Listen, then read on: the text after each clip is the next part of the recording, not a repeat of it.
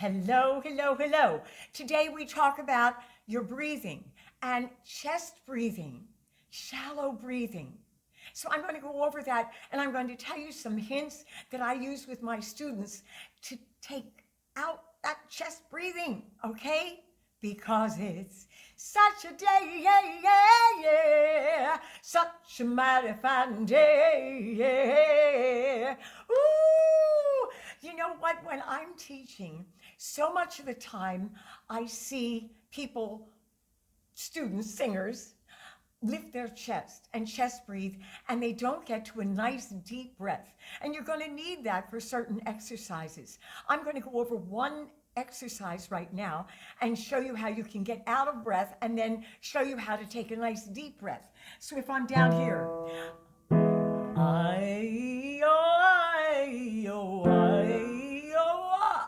out of breath now. Okay, now watch. This is what a lot of students will do. Now, I even took a more of a belly breath, okay? But a lot of students will go like this.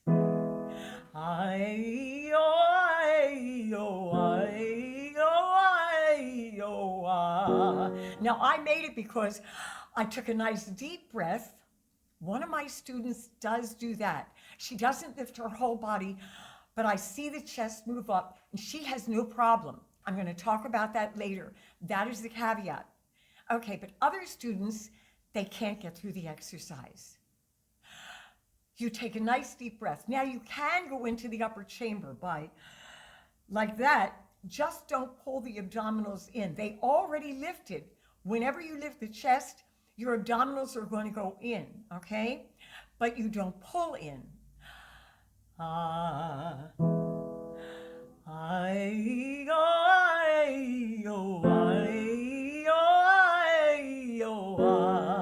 Now I'm fine because I didn't lift up and tighten my body. So with another student, this student couldn't even be able to do this exercise, let alone be at ease because there's so much tension. When he takes the breath, and he tightens the whole top portion. Now that's an extreme example of chest breathing causing tension. But with other students, what I've done is help them when we're doing the exercises. And what we do is we do a body movement. Now, there's reasons for the chest breathing. One is that you're used to doing it, okay? The other thing is you're anticipating your breath. And then the other thing is, wait, I have it in my notes. I know it. Oh, it's a quick breath. Seeing it eye to eye, like seeing it eye to eye, and you tighten. Now, sometimes it won't be a problem, okay?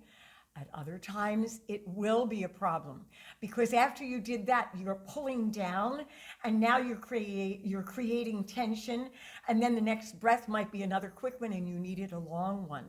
So you got to keep that in mind when you're doing your songs. Exercises, you got to do them right, okay? So you take a breath, but a lot of times if you're concentrating on that, it's going to make you tight. You're concentrating so much that you go, oh my gosh, I can't concentrate on singing.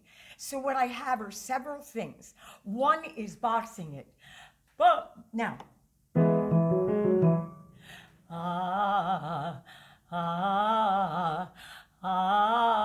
I have a boxer. She's a student and she's a champion. So I said, let's box. So now her body is moving and there's less possibility of the chest to move up because her body is active. You can do a movement. Now, you stop that when you have to think about, if you're going to the higher notes, like, you're thinking about placement, okay?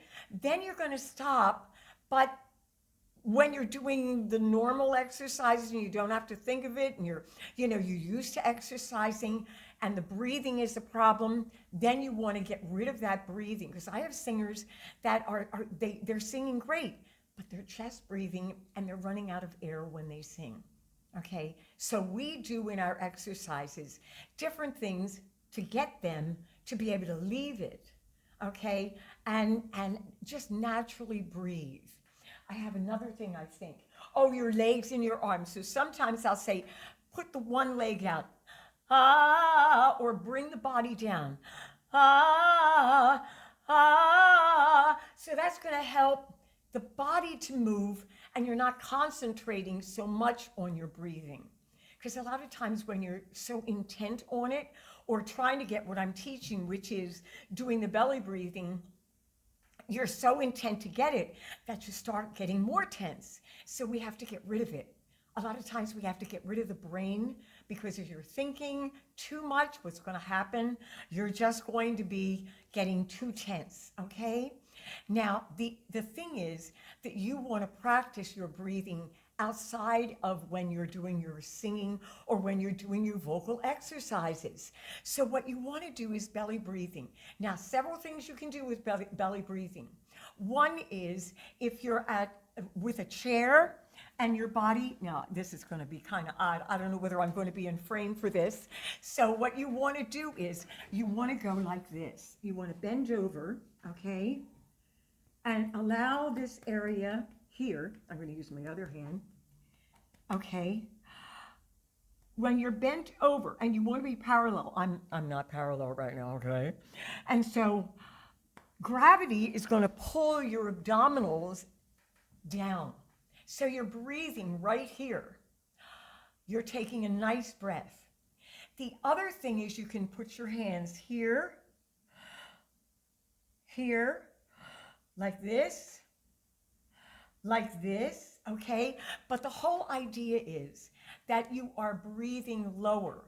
Now, like I said, for a long phrase, a long exercise, I'm going to take this little bit more. I came up to the upper chamber. The abdominals did come in a little bit, but I didn't tighten and pull in. That's the secret. Now, my other student, the caveat here, my other student, we were doing belly breathing and she was dying because she is so used to moving her upper body, her chest, and she would move and it'd go down, but she's not tensing. She's not getting hoarse. She's able to do it easy. I leave it alone. Sometimes, and this is to teachers, okay, sometimes your method or your way of doing things doesn't work with everyone. All right, so the breathing that she does, I said, let's leave it go. She's comfortable. There's no problem. That's it. Now, she knows the way that I'm teaching. If there's a problem, she can always go to that, but she knows it. And a lot of the time, she'll do breathing here, but in a long sentence, in a long, rather, phrase, in a long exercise like I did. No, have to let her go and do it the way she's comfortable. That works for her. Now, the other student that tightened and tense, we're working with him, but slowly. Not all of a sudden, because then there's too much tension. So the thing is that every person is different. You are different with your voice. So what you have to do is realize, wait a second, do I need to move when I'm doing the exercises? I hope you're doing exercises, okay? And we're going to talk about that in another video. Exercises versus singing your songs. You got to do both, okay? But when you're doing your exercises, you want to breathe as correct as possible. But if you're having a problem, go slow. Do your breathing separate from your singing and your exercises, okay? So I got to tell you, I think I hit everything here, and I'm so excited for you. I want to hear about what you have and what you're doing with your breathing with the chest. Are you having a problem? Do you chest breathe a lot? Do you tighten the tense of your body, the top of your body when you're going for a nose? Do you go for a quick breath? Do you all of a sudden go up and then you're tensing and pulling in here? That means you're going to have to lift the body again, and then you're creating that habit of like that, okay? And it's shallow breathing. You're not going to get through a long phrase. You're going to have a problem, and you're going to take a breath in a very awkward space in your song. It happens all the time. And, it's because of that breathing incorrectly, okay? So let me know. Leave a comment. Tell me what's helping you, what you want to hear from me. Is there something else that I'm not hitting that you want to hear? Let me know. Leave a comment. Okay. All right. Oh, what else? Let me see. Yes, you've got to subscribe. You've got to ring the bell. My gosh, there's so much to do. Okay. Okay. Love you guys. You know, it's so important that you take care of your voice. Okay.